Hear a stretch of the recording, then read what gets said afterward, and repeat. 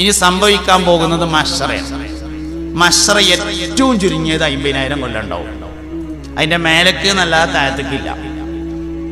ഈ 50,000 കൊല്ലം എന്താ പണി? ഒരു പണിയില്ല, ഹിസാബൊന്നുമില്ല, വെറുതെ നിൽക്കുക. ചെമ്പിന്റെ തറ, മരുഭൂമി, സൂര്യൻ വളരെ അടുത്ത്, അതിശക്തമായ താപം, മനുഷ്യൻ എരിപൊരി കൊള്ളുന്നു.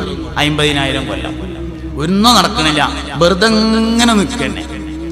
50,000 കൊല്ലം കഴിയുമ്പോ ഒരു ചർച്ചയുണ്ടാവും. എന്താ ചർച്ച? നമ്മളെവിടെയെങ്കിലും ഒന്ന് പോയി നോക്കിയാലോ. ആ ചർച്ച എന്താ ഇപ്പൊ ഈ നൃത്തം, ഒരറ്റം ചെല്ലോ, നമ്മളെവിടെയെങ്കിലും ഒന്ന് പോയി നോക്കിയാലോ എന്ന ചർച്ച നടക്കും.